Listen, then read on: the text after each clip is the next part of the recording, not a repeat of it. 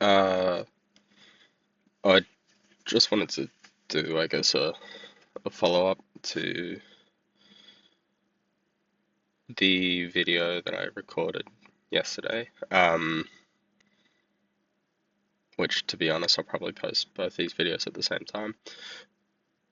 And specifically to, I guess,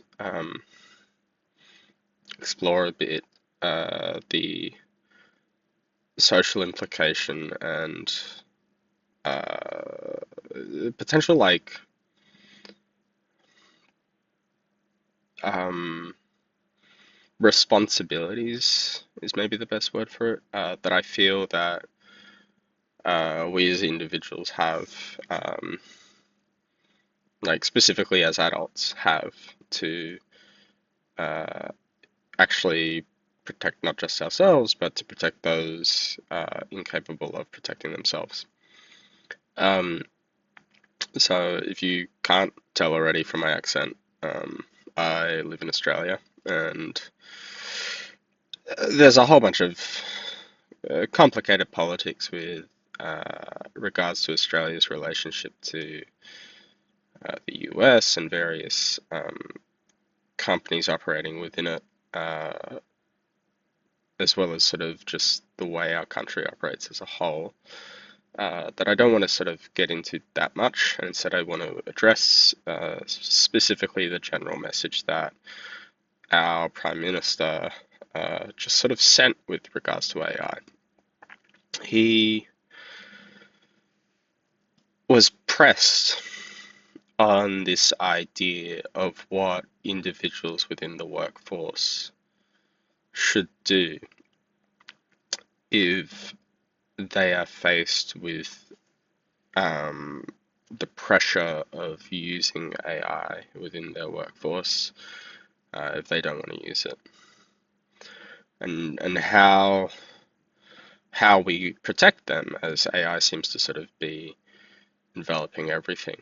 And uh, his response, I think, if I were to be taking a very generous perspective, I would say is so completely misinformed uh, that, in my opinion, as the leader of a country making decisions for that whole country, it should beget some form of consequence for his incompetence. Um, but in all honesty, I don't have a generous perspective for how he responded, which I will get into.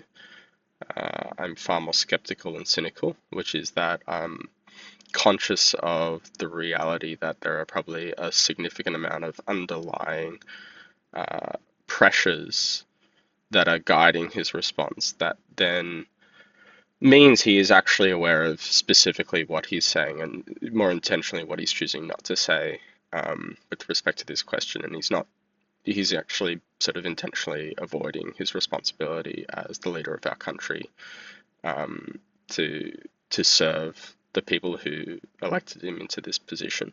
Um, and so I'm going to sort of touch on briefly sort of what his response was, and then why I'm so critical, and then what that means, I think, for everybody else.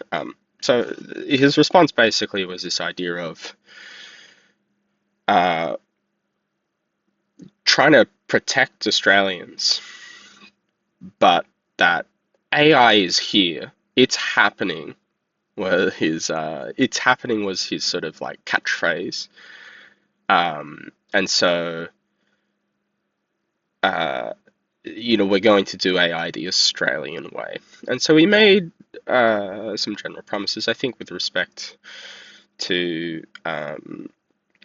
and maybe feel free to correct me if I'm wrong, because in all honesty, I didn't listen to everything he said because the vibe was really what I wanted, not the specifics. Because if you pinned him down on any of these specifics, he's a politician. He's going to backpedal. He's going to refuse the premise of any of your questions. So I'm less interested in any of the specifics because you'd find that if he were to actually respond to any criticisms, he would change his position. So then, if we're talking just the general vibe, um, the vibe basically is you don't have a choice. That's what he's actually saying when he's saying that AI is happening, right? And there is this clear lack of distinction between the kind of AI. So we're not talking algorithmic, protein folding to find cures for cancer types of AI, which are very, very cool. Um, I'm privileged enough to know somebody who works with that kind of AI, who is close to the people who are responsible for those kinds of things. And it's just so cool to see how like something like that can be used for good and for people. Um, but realistically, the question that he was posed with is rooted with regards to generative AI and LLMs, right? And he's making all these sort of hints at protecting artists and you know copyright, etc., etc. But what he's actually saying in his response is he's removing choice with regards to how people choose to engage with this technology within our country. And that's, I think, incredibly damning of his position as a whole. But it has some very severe specific consequences for society, for realistically, I think we'll start seeing them in the next 10 years, which is this, and it's tied to the stuff that I've already touched on. So if you want to know those specifics when I refer to them now, feel free to watch the other video.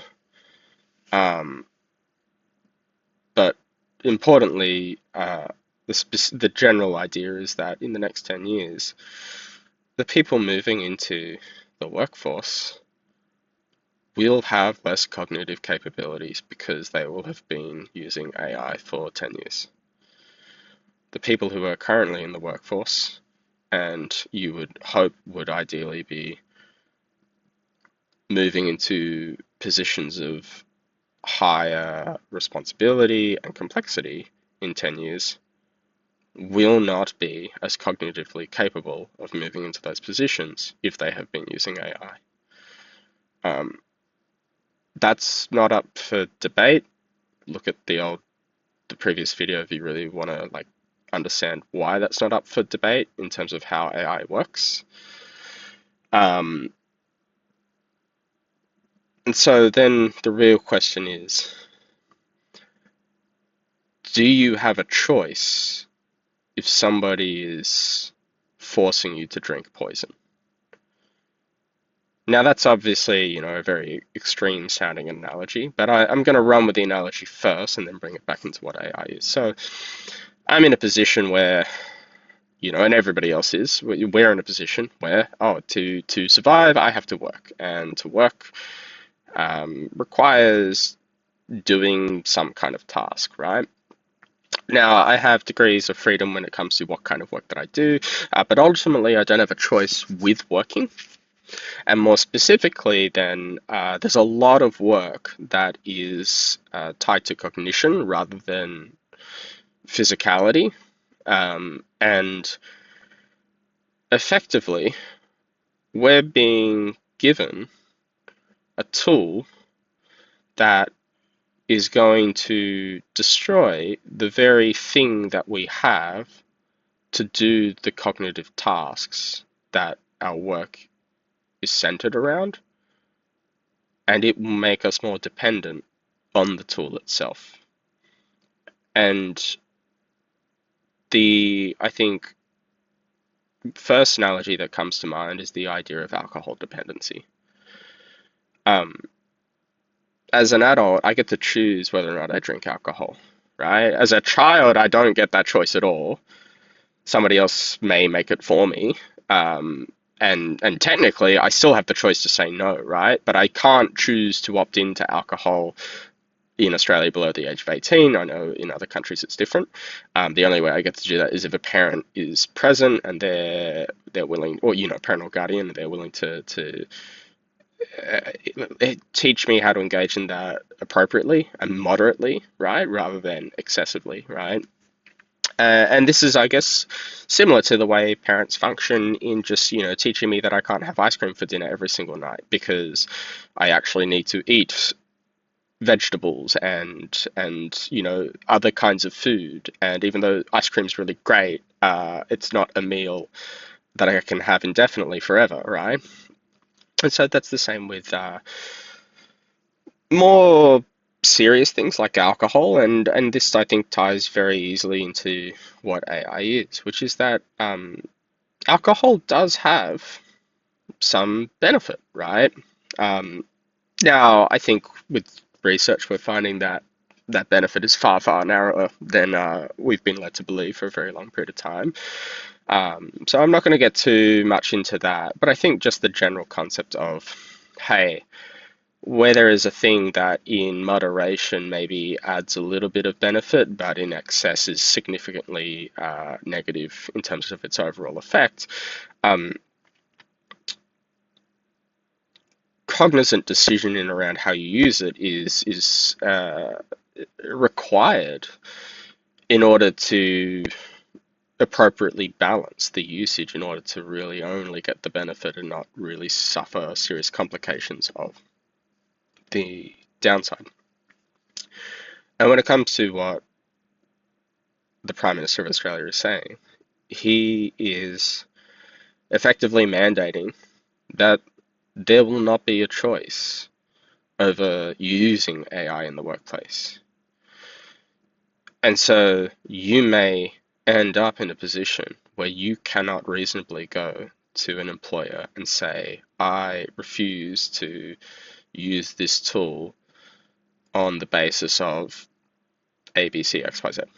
You may be forced, and you're forced in the sense of either use it or face termination, um, but basically forced to use it, right? Because at the end of the day, if every place is using it, that involves some form of like cognition, right? There aren't enough jobs that only have a physical element in the world for all the people to just do those kinds of jobs, right? Now, this ties more generally into AI replacing workers as a whole. And again, I'm going to keep this topic very narrow here rather than getting into the weeds of that. But what an appalling attitude to go to the people who have elected you, the country that you are responsible for leading, and effectively say, I choose to sacrifice your cognitive capacity in order to advance this technology. And it seems to be lost on people that this technology exists through the accumulation of decades, centuries of cumulative human cognition. We live in a society where it is through the collaboration of pre-existing ideas that we're able to synthesize new ones that allow us to create technology. GPS requires relativity in order to function. Um, that that's an Einsteinian idea from the early 1900s, and it's only now that we get something called like GPS, for example, and all the other subsequent inventions that have improved society massively are a result of the fact that at the end of the day, there are really smart people who spend a lot of time understanding the ideas of everybody before them in order to be able to come up with new ones that then long term have had technological implications that allow us to improve society. And with AI, we are effectively shooting ourselves in the brain. We are inoculating ourselves against cognitive development. And for the leader of any country to not be, in the general sense, acting like a responsible parent for the people that they are in charge of is, I think, grounds for removal from the position. The same way that a parent who neglects their child eventually will lose custody of that child because they demonstrate through their behaviors that they are incapable of uh, utilizing their responsibilities appropriately for the development of that child. Um, I would extend that out to any position of leadership. It's not to say that when you move into a new position of leadership that you will be inherently from the get-go good at it. No parent is, and the skills that are required to become wise, thoughtful, responsible leaders are grown the same way that any skill is grown, which is in part through mistakes. There is no theory strong enough that you can know all of that before you move into the position. But this, I believe, to be a mistake that is beyond the pale. I think it's just incredibly damning of the kind of person that our Prime Minister is. And I don't think that this is a one-off. I think we've seen time and time again the way generally most politicians function across most countries. They are self-motivated and interested with preservation of their own circumstances rather than self-serving and sacrificially motivated. If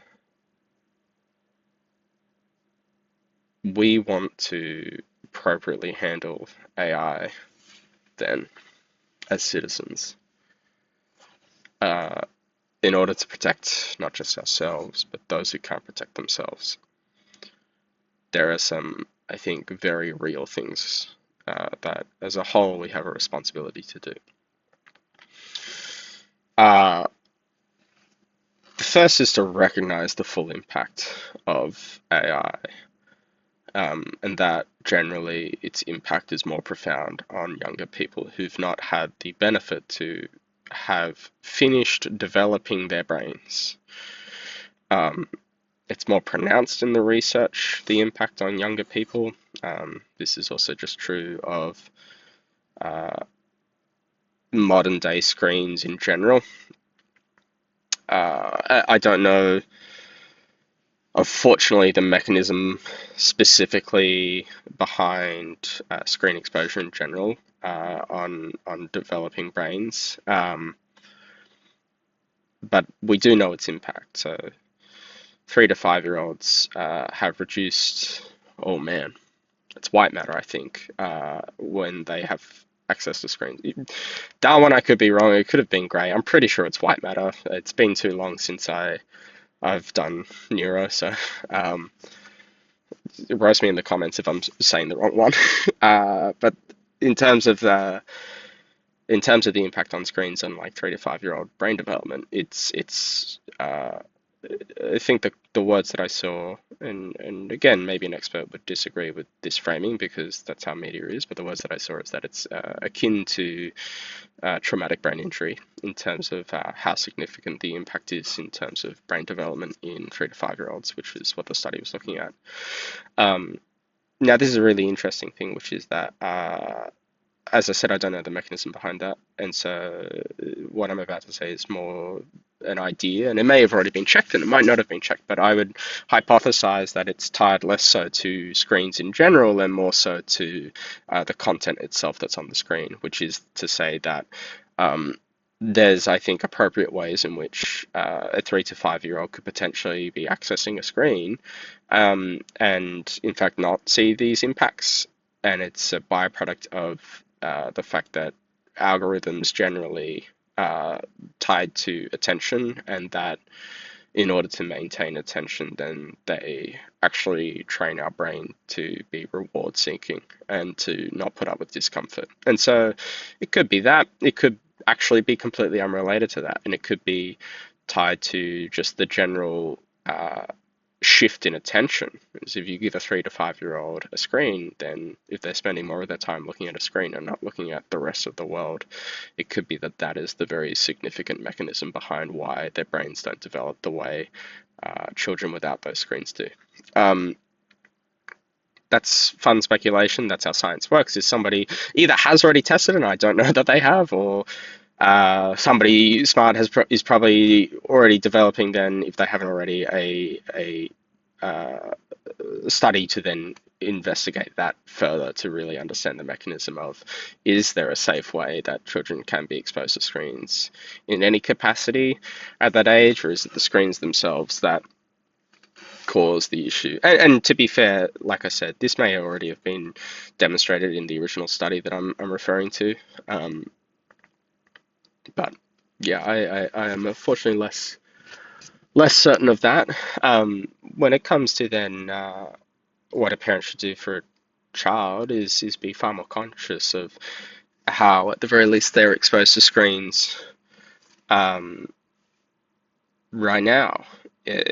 Until we know if there is a safe way, then we say, okay, screen time for children is actually incredibly dangerous and has very significant impact. And with the trend that we're seeing in uh, all literature around human interaction with AI as a whole, um, I think it is safe and wise to presume that that general trend that we see in screens with children will also continue for children and AI. And there's already some research coming out about that, but I think the important thing is that where we see a trend, because this is how science is, it's always an approximation, right? Then I think it is wiser and safer to presume that the likelihood that AI and its impact on young people will be even more profound than that of just technology alone. And I think that's really important then, that as adults in a society, we as a collective have a really powerful capacity to impact um, what specifically happens on a large scale, and that then has follow-on effects for the smaller scale with regards to the education system, for example. Um, so, as a whole, I think it's important that in any workforce, you reject AI, specifically LLMs and generative AI, but don't let it do work for you. For two reasons. Specifically, then, it's like you're basically showing that you can be outsourced to a robot, which is obviously not self-preserving. It's like you're not going to keep your job. Um, Not at the very least in terms of what you were originally trained to do. You might suddenly become hey, you're an AI prompter, which is effectively just like you're a guy that we don't even really need to think, but you just have to like push the button to make this other thing do your job. It's like, okay, well, that's not very rewarding or fulfilling, and turns out having rewarding and fulfilling jobs is actually like the secret to happiness. I won't get too much into that, but uh, yeah, and then like more broadly as well is when everybody's accepting of this implementation of AI within the workforce because they're scared they're going to lose their own individual job, it actually guarantees the general trend, which is that because everybody's accepting, everybody will eventually lose their jobs because they will be demonstrating through their acceptance of it that you can actually just replace people with robots and they'll let it happen. And importantly, then, that also means that children are going to have the exact same problem facing them. And this is, I think, disgustingly vile with respect to at least the education system in Australia, and I'm sure this applies more globally. But um, now that we have research on the cognitive decline of Generation Z compared to the millennial generation when it comes to the introduction of technology within the school system generally.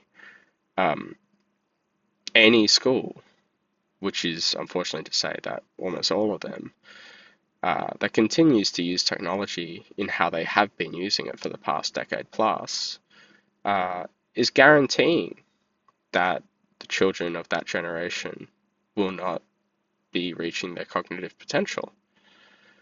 And to be introducing AI on top of that is to effectively add another layer of cognitive destruction to the education process. And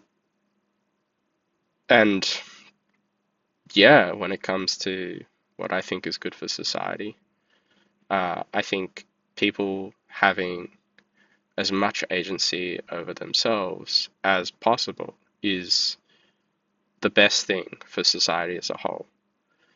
It's where people have their agency removed that they unfortunately engage in behaviors that are negative for society. And there's lots of research on this, but I think the simplest one to understand is just the socioeconomic impact of poverty on psychology. Let me rephrase that. That was a completely backwards sentence. The impact of socioeconomics on psychology. That is to say that poverty drives certain behaviors that are undesirable for the obvious reason that poverty is effectively the removal of agency.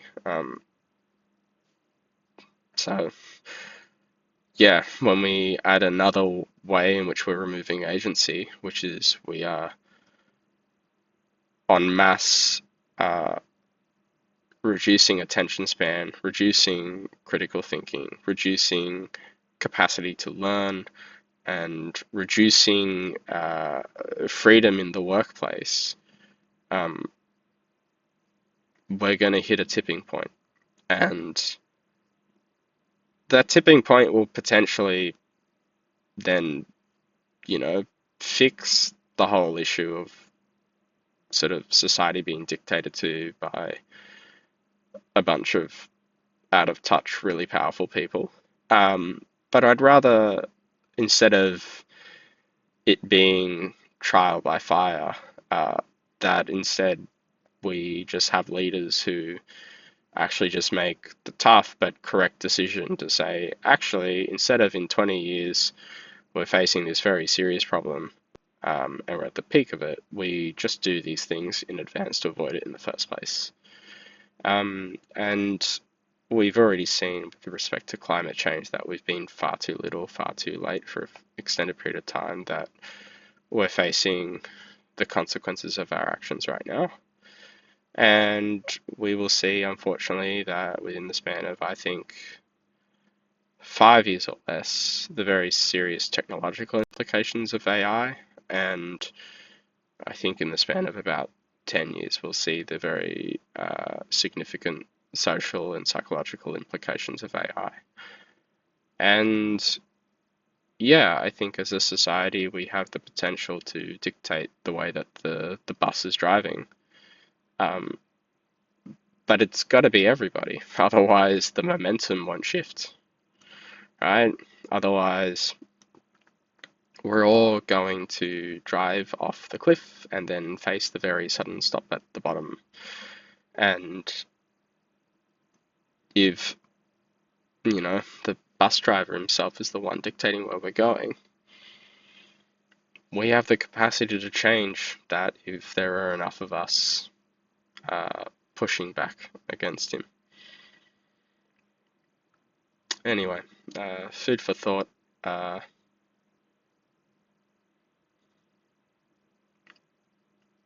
Not much else I think I want to say, at least in this video.